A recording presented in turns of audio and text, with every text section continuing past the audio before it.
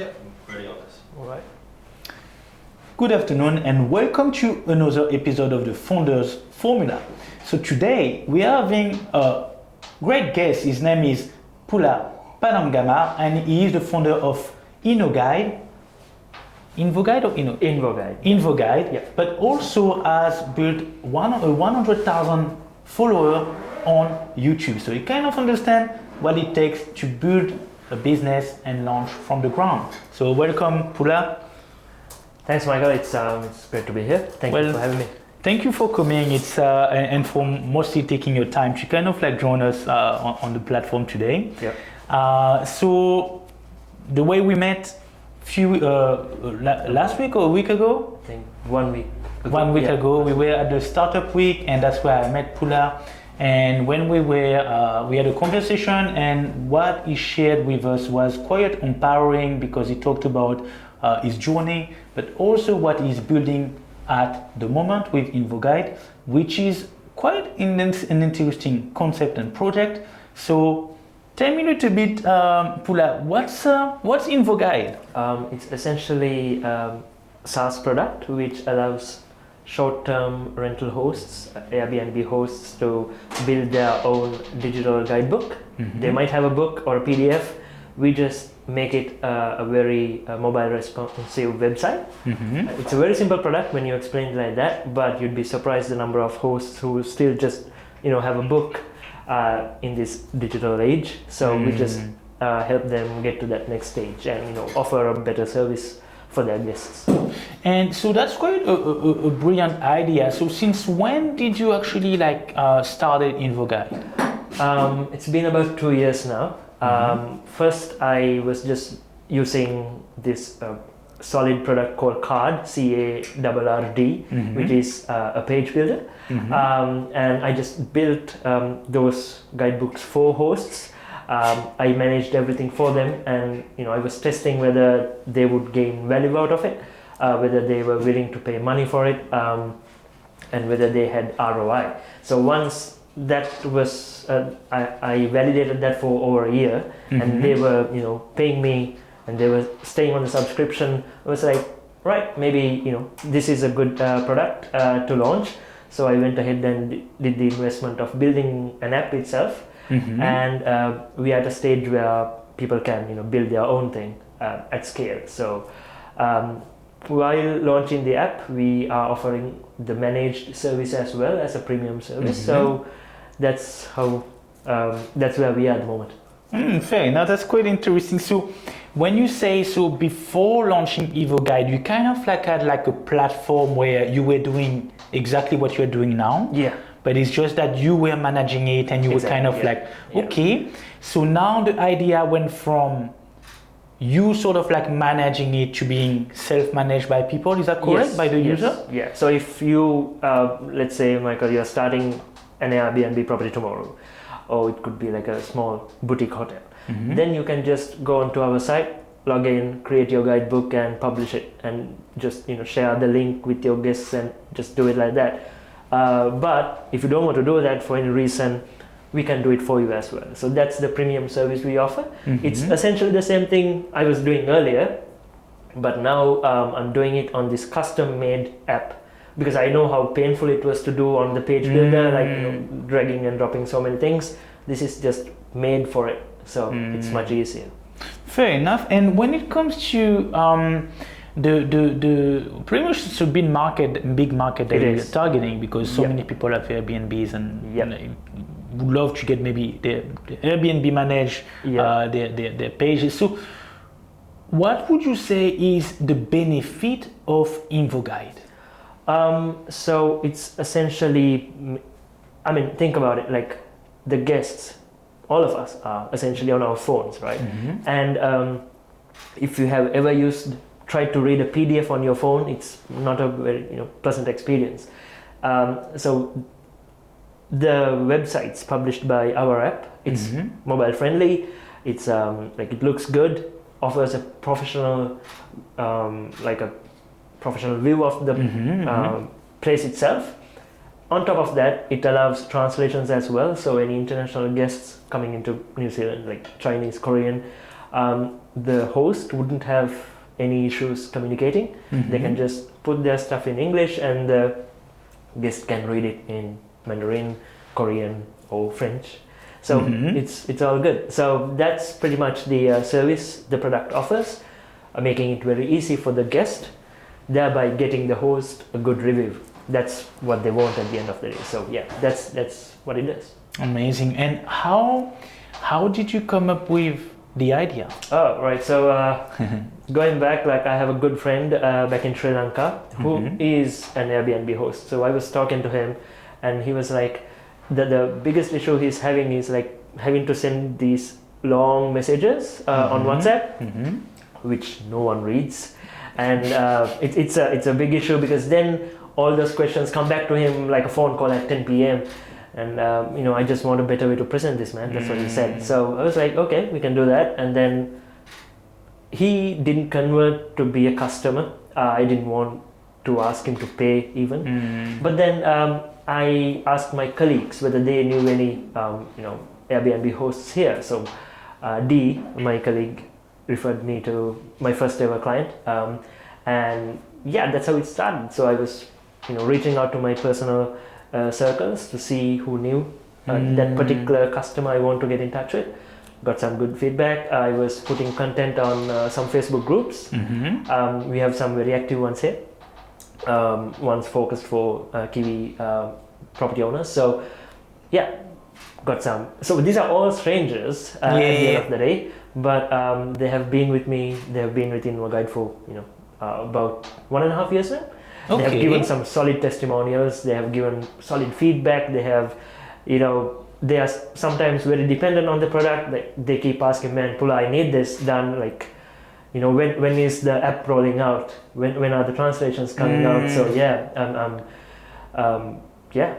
So I need to deliver now. So that's and that's an exciting time, right? In a time where you can have your product like helping other people kind of like increase their booking. So do you believe that InvoGuide, is it when I think of InvoGuide, is it before someone make a booking or after someone? After. Right. Okay, so after someone get to booking, they get all the details. Exactly. So the person that is managing the Airbnb, who doesn't have much time to kind of like spend too much time, is like, okay, here's the link, here's all you need to know, and there are all the information as on here. Yeah. So usually these hosts would list on multiple websites, for example, booking.com, book a batch.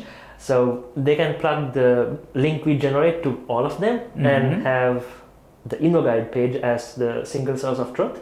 So they don't have to manage like all the content they have all over the place. Just plug this in and then boom, you're all sorted. We also give you QR codes that you can print and leave around the property. And we also enable the export of a PDF as well if you really want to leave a hard copy. But we are generally not pushing printed stuff at all. Like, it has to be digital. Because, printing causes all the waste. And that causes that big issue. So if you really want to print it, okay, fine. But we'd rather you be digital first. Yeah. Fair enough. And so far, since you started, how many customers have you? So far we have 19 paid guidebooks and about nine customers, because some have multiple properties. They have opened up shop in Australia, and they have come back to us to, hey, Pula, I need a new guidebook for this property as well. And that's extremely good validation for us, because if a customer comes back to you, that means they love you, they love what you do. I guess we are all entrepreneurs here, so that's like the leading indicator that you're doing something right. And tell me a little bit about before building InvoGuide. What's your background? What have you been doing before that? Okay, so it's a bit a mix of so many things. I graduated as a structural engineer, and I was practicing structural engineering. This was back in Sri Lanka. I was doing that for about 7 months. I thought I had enough of it. I had some health issues as well, because you have to be out in the sun. There's dust. And that was starting to take a toll on me, and I was like, right, I can't do this anymore. And then I switched out. Then I started what became Team One Learning. which was essentially academic coaching for students.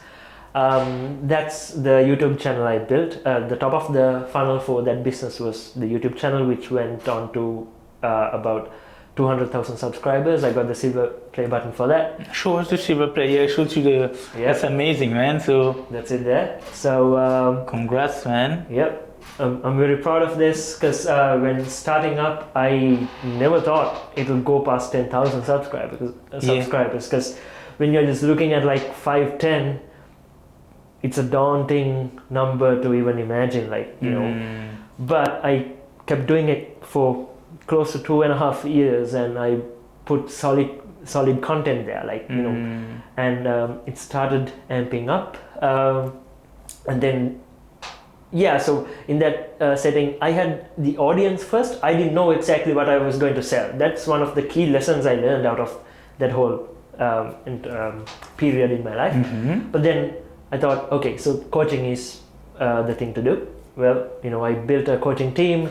I got solid results for my students. And when that was happening, the Sri Lankan economy started going horribly wrong, and you know, the business couldn't survive because this was extremely high ticket coaching programs, and people were, you know, finding it hard to, you know, put the next meal on the table. So these were just out of the picture. So at that point, I went into I was looking for another job. So I got into project management in, you know, tech. It was a startup as well.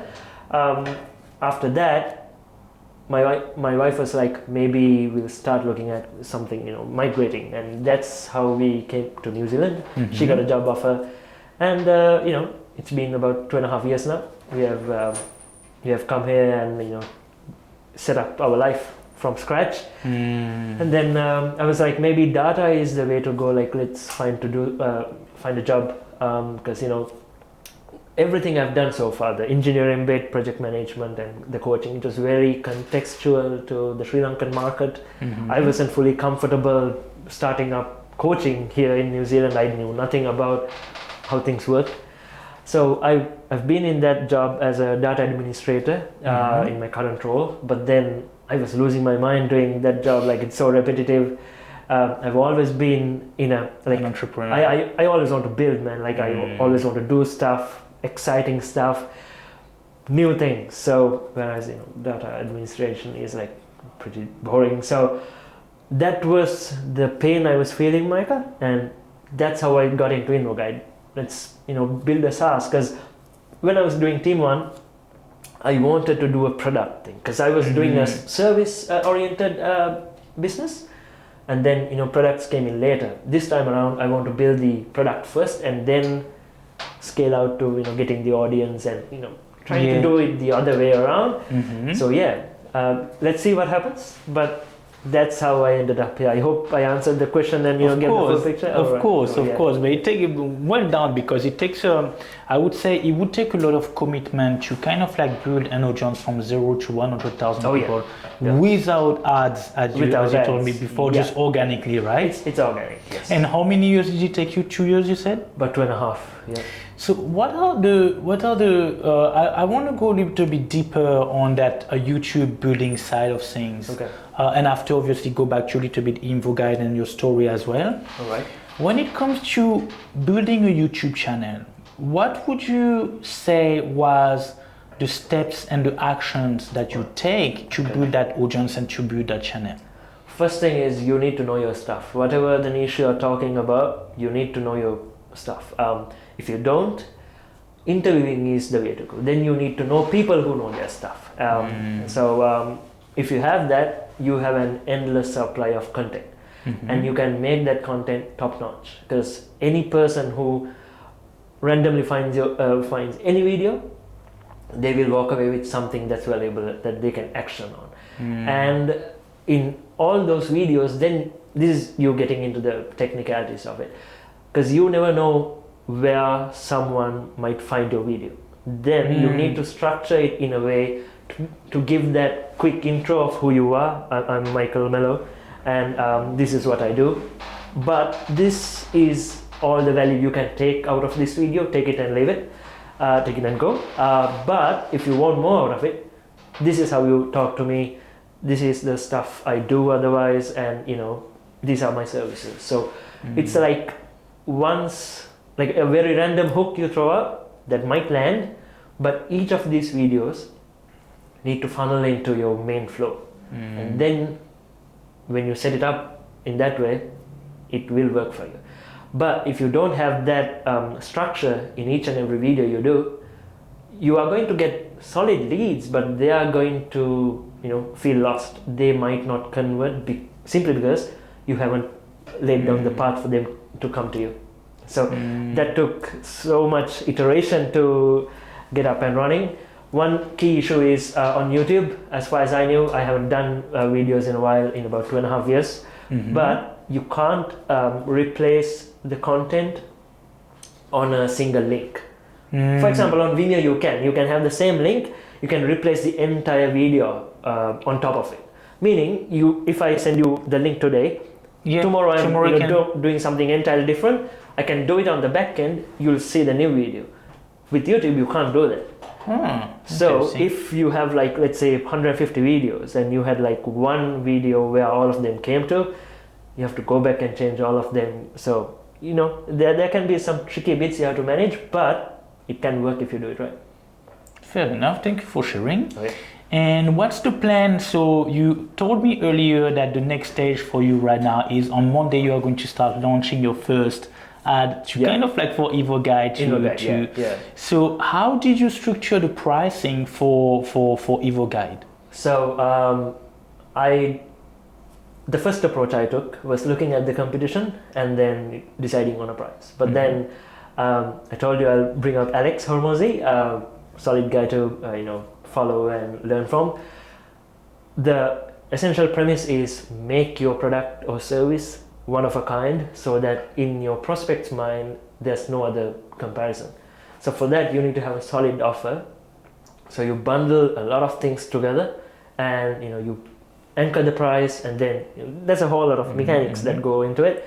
But I've come to the conclusion where, especially when it's the managed service we offer, it's a very human intensive thing. Like we basically are on standby 365 days of the year, because if the host wants an edit done, we do it for them within a 24-hour turnaround time. So we need to be on call essentially. And that's not cheap because I need to scale this with the team. So I looked at the costing side of it, like what should I pay for my team to be available and deliver that promise, right? So because that has to mathematically make sense. And then I look at the value this service brings to the property owner. What do they like?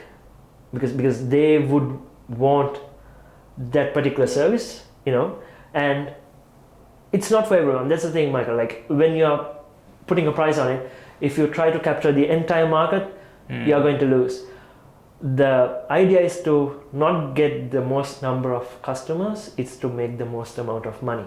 And for that you need to pitch higher, because then you can pamper your clients, give so many other rewards, bonuses. You can deliver the good stuff. For that you need to price high.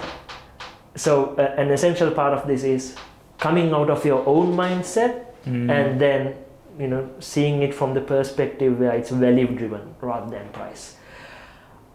Right now I'm looking at $87 a month. That's a crazy price, and as an entrepreneur asking to do the sale, even I feel a bit shaky about it, because it's a big amount of money. At least that's the way I feel. But for the prospect, it may not be the case.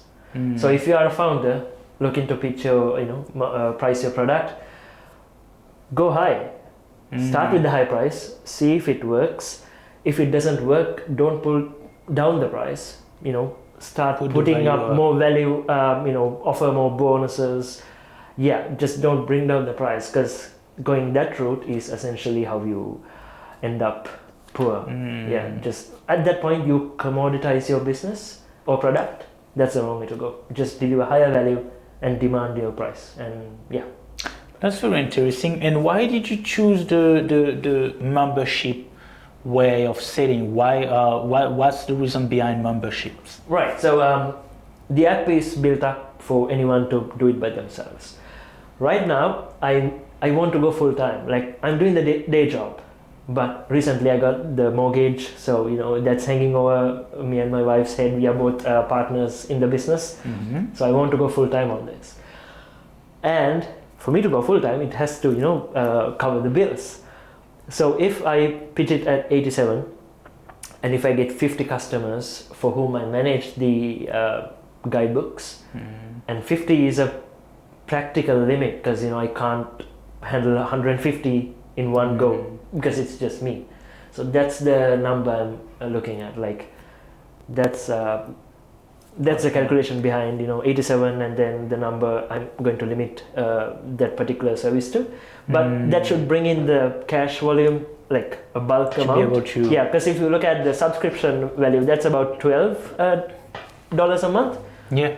That'll need a big number for people to come on board, and that's going to take time. I want to get full time as soon as possible, and that's why I'm looking at the services first. And of course, the product itself hasn't fully matured yet. There are some bug fixes that should be done, but if I'm the one managing it, I don't have to explain to 100 people, hey, this is actually breaking a bit, you need to do it this way. None of that. I handle it myself. I report to my development team, hey, we need to get this fixed. This is such a pain, I can't do this. So I'm trying to mature the product as well as get the cash flow at a level where I can support myself. So yeah, that's the practicality of it. That's a full honest answer. Very nice. And when it comes to the sales process, so pretty much you are the strategy that you will implement is landing page, Ad, landing page, and then an email sequence. Okay. And then a call. Call as well. Yeah. Okay. The call is mostly for my benefit because the offer is untested. I don't know the obstacles or any issues the prospects might have. To get that picture, it's easiest to talk to someone, whether it makes sense or not, and then go from there. Once I have understood, sorted all that out, maybe I can do it just the email sequence. Let's see. Fair enough. So your idea is really to kind of like really bring the best, give the best to people, kind of like follow the process and go along with the process and see at each step what you need to implement, what you need to. Yeah. Fair enough. Very interesting. And so we spoke a little bit about your background earlier. So tell me a little bit more about you've been working developer. Have you been? I did some data administration and some development because I was trying to get into data engineering. Okay. But didn't get many chances. The market is kind of soft at the moment here in New Zealand. So yeah, that didn't work out. But but a bit. Fair enough. So you're not a 9-to-5 guy. I am at the moment. Yeah. But then if you look at the entire work day, I basically work about 13 hours after the full-time gig. Then And why not staying in a 9-to-5? Why did you decide to kind of like, hey, I want to do my own thing. This is what I want to do. So this is going to fly in the face of the conventional way, but we are all founders here looking, to have our own businesses. So when you're doing a job, what you are selling is essentially your time. We are billed for an hourly rate or a yearly package. In other words, essentially you are selling your life, right? And I hate having to ask for holiday pay, like time off. I hate that. So when you're doing your own thing, you can, of course you're putting in way more time, but you are at least doing it on your own terms. You can decide when to take the break. At the same time, you know that whatever you're building is yours, right? This flies in the face of you building a team because you're essentially paying them for their time. So it can be a conflict unless, you say this upfront, guys, this is why I'm doing this. And on the other hand, if that's what they want, coach them on it so that they can, learn from being a part of that business, like how you do marketing, the struggles you face, how you prioritize features, okay, how you build, how you find customers, force them to learn, and then they'll be free to, do it themselves if they want to, because they have seen the full picture, the extreme cost of it, because if you do the job, after 9 to 5 you're out, you can go, watch something and just chill, you can, if you don't feel like working, hey man, I'm taking a sick leave today, and you can take time off. If you're a business owner, you can't do that. You are accountable for your customers to deliver the stuff. You need to pay the salaries, because all those people, they're depending on you.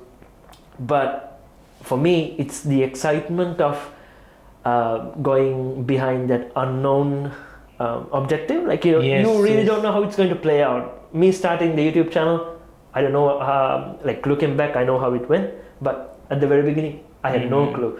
Right now, Michael, for you don't know exactly where the podcast will go to, but it's an exciting thought to do it and, see how it plays out. Having this conversation, like, you just call me here and we are going to do this. Are you down for it? Like, yeah. So that's the fun part.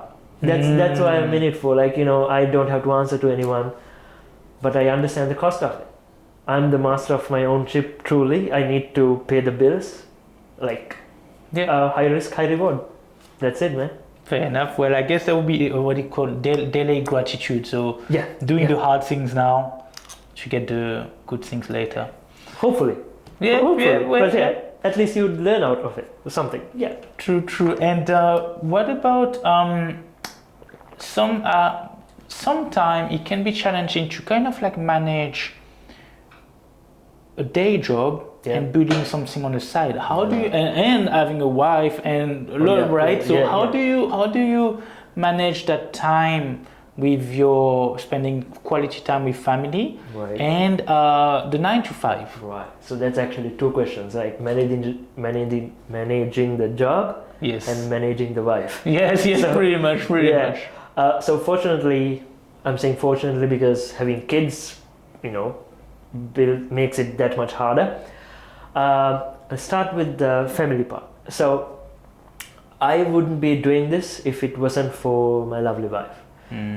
She has to have faith in me, and when I was coming for this talk today, Michael, I could feel the pride in her eyes because she has been with me through Team One, through all the downturns, the economy going south and all that.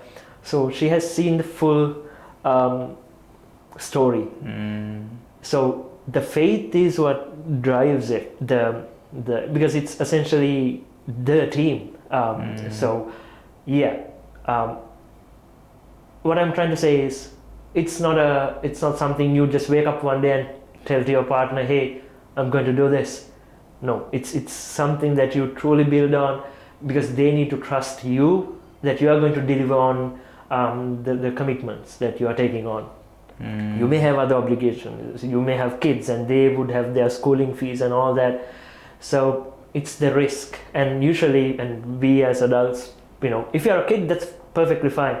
Because when I was starting Team One, I was a kid. Like, I just got up one day, gave my resignation letter, and I was like, I'm out of here. And then I went home and started thinking, okay, so what do I do now? You can do that when you're like 18 or 19, not when you're 30 or much later in life.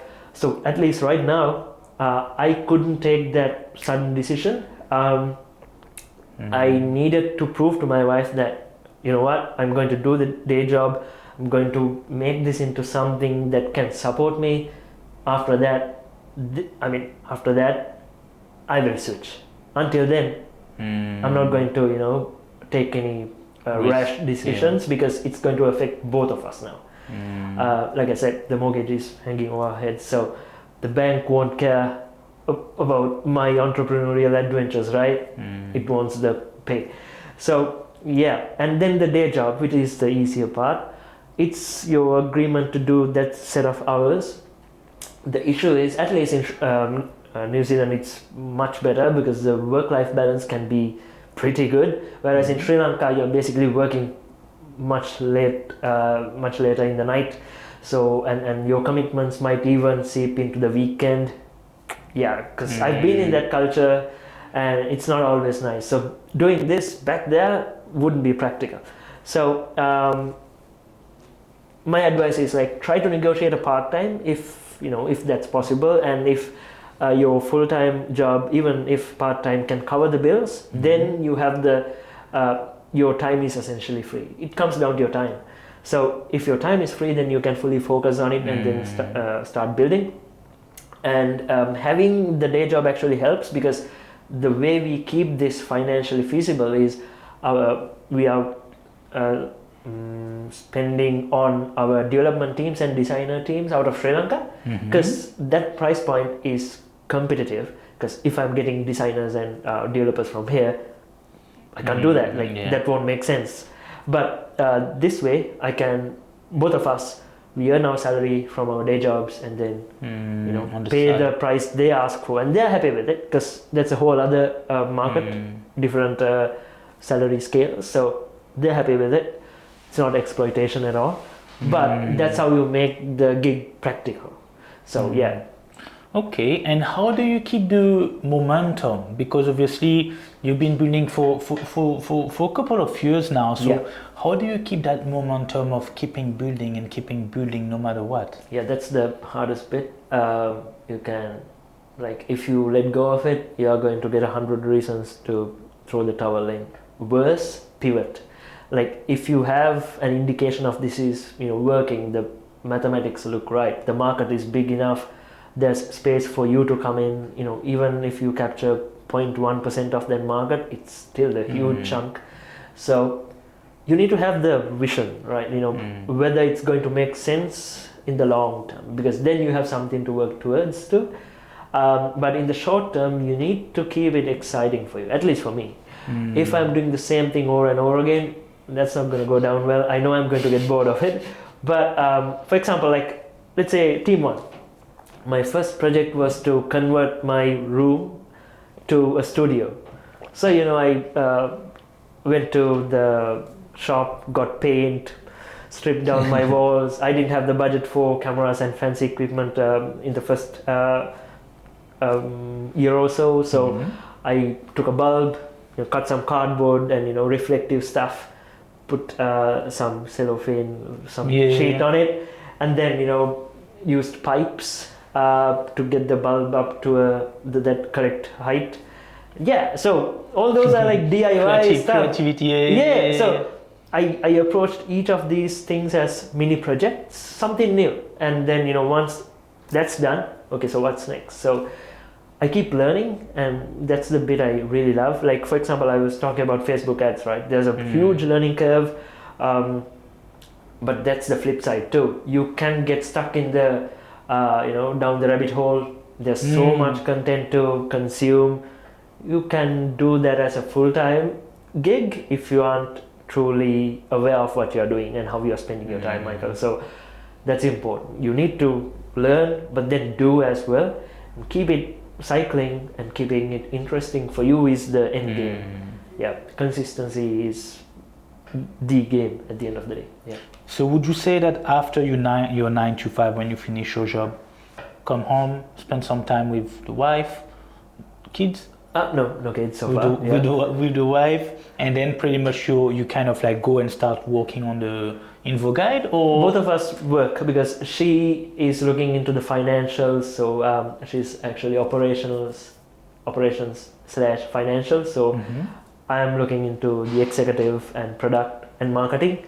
And then recently we got on board one of my batchmates to look at the technicalities, full-on geek developer. He does a wonderful job at it. So how the day goes is I come home, hi baby, how did it go? How was your day? All right, so what are we tackling next? So did you look at that? Okay, so I'm going to do this. So we are both in love with the work. It's part of our lives. It is our life, Michael, at this point. and that's just what we do. I see some good content. I get a, let's say recently I was looking at some Leila Hormoz's video. I shared it to her. I'm doing that because Leila is so good, as like she's a female entrepreneur, and she's like a perfect role model for Yasato, my wife, to learn from, because she can easily see herself in her path. So that's the kind of content we exchange. For an person looking at it from an exterior point of view, that might feel unbalanced. Well, there is essentially no balance in what we are trying to do, because it's such an uncertain environment we operate in. It's not normal, especially when I go full time. It's all in, man. Like it's like jumping into the deep end and then trying to learn backstroke to survive. So yeah, but we're having fun. That's the key thing. Most important part. Yeah. So when it comes to marketing, I can see that because it is a digital, sort of like a digital service, right? Are you planning to target mostly New Zealand initially, or are you planning to target Australia and New Zealand to start? I was thinking, and I could be wrong, like just launch it globally, see what's sticks, because I don't think the price point will be attractive for the Asian market, because I'm asking for a price point at with New Zealand dollars. So yeah, just but New Zealand, Australia would be, I'm guessing, the top two I'd be inclining to test with. But US, UK, yeah, let's see. It's about the price you ask for and the price at which it makes sense to the customer. So that's the marketing, like product market fit, so to speak. Yeah. Fair enough. And what was the question? I had something else I forgot. So what's the plan? Where do you see InvoGuide in the future? What's your vision? Ultimately, of course, the vision changes, but ultimately I want it to be a digital representation of the host, in the sense that it's a perfect avatar of the actual person who knows about the property, the surroundings. So rather than talking to the actual owner and disturbing him, for example, at 11 p.m. in the night, the guest can easily talk to the host, the virtual host, and then get the answer. But for that to happen, the virtual host has to know accurate information and shouldn't hallucinate. All the things you are trying to tweak with the AI models we have in the present, but it's going down that AI path where it'll take that time off from the actual person so that they can enjoy their life, but the guest won't be left hanging without a good customer experience. So that's the gap I'm trying to fill. That's really smart. So your InvoGuide will have an AI implemented into it. Yeah. So when let's say the guy that the Airbnb, someone comes to the Airbnb, it's like, okay, where's the keys located, or what's the code for the place? Or, That's pretty wise. That's pretty good. That's pretty smart. It's a like I said, it's not a big like a mind-breaking new thing, right? So I guess that's something very important for all entrepreneurs to keep in their head all the time. You don't have to invent something brand new to do a business. If it's a working business, that means there's a market already. You can go into it and start selling and then make money off of it. Do it in a new way, like offer better services, capture your local market. Yeah. So even this, there are other companies doing it, and that isn't by any means a barrier to what we do. It's a big market. We don't need to capture all of it to survive. That's just ego. So you just need a small chunk of it and just do a solid service, and then you can pay your salaries for the team, and you can be happy with having built something. Yeah. And I think also like membership is a great way of doing things, because it is recurring revenues, right? So it's kind of like give you a bit of like peace of mind in order to kind of like keep growing. And Exactly. Yeah. yeah, that's pretty smart. So, and when it comes to what advice would you give to someone that is kind of like just starting out a business, just starting out as a startup? What would you say to someone that is starting out? I would say what I just said. Don't try to think of the next innovative big thing. Try something that's already been proven to do in a different angle.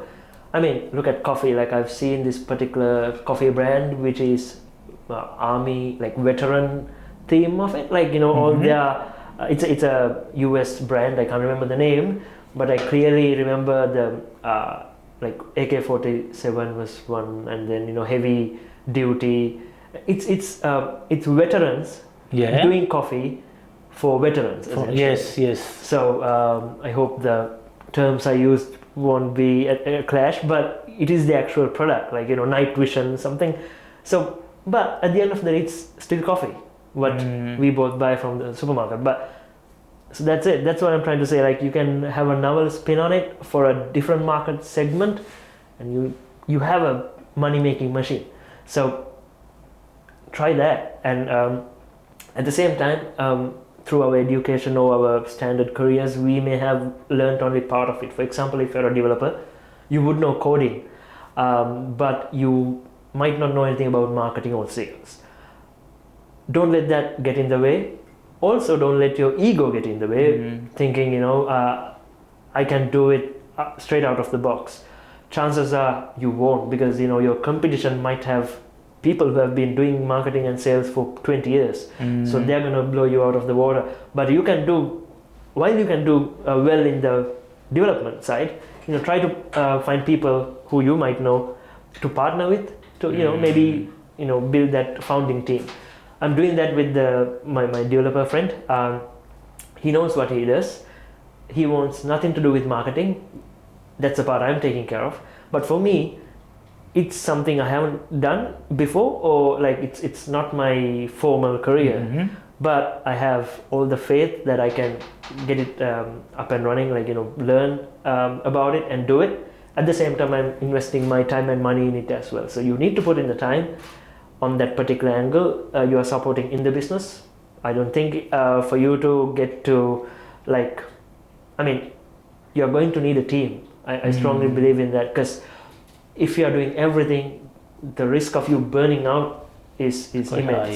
Yeah. So if you have a good team, that's the way to go. Like some of the new developers I found, like they have the product vision on point. They know the features that need to come up. I don't need to go and tell them, hey, we need to account for this, because they have already foreseen that we are going to probably need that someday in the future. Let's plan it now so that it'll be there when we launch it or something like that. But yeah, it's all about the team. Look into your network, see who else is thinking about something similar. Use LinkedIn, talk about it, build your personal brand, keep learning. It's all the generic stuff you hear, Michael. Like Google how to be an entrepreneur. Yeah. These are probably the first 5 points you read, but that's what it actually takes. That's why it's common. The tricky part is running with it for years, even though you don't see the results.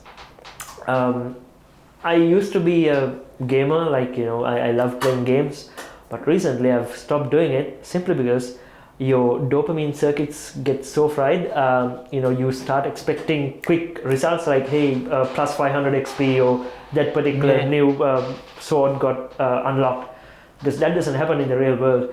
If your brain is trained to see the quick wins, you're gonna frizzle out. So be very mindful of how you have trained your brain, with your phone use.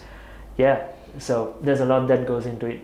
You manage your dopamine and you play the long game, you're probably gonna do something great for yourself. Like if you do 100 episodes of Founders Formula, I'm pretty sure this would have come to a good audience. You will be in a position to monetize it and do something wonderful, build something out of nothing, but you need to stick through with it.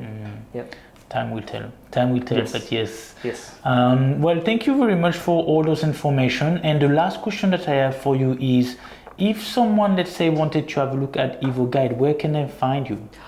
InvoGuide.com. That's InvoGuide.com. We are on pretty much the main social channels as well. Managing social media channels is a full-time gig on its own. So we are trying to put some content on Facebook, Instagram.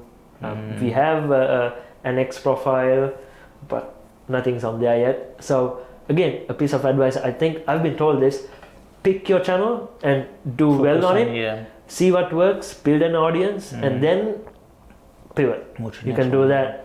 And for me, YouTube was the exclusive channel I used for Team One, and that was a standalone business for a long time.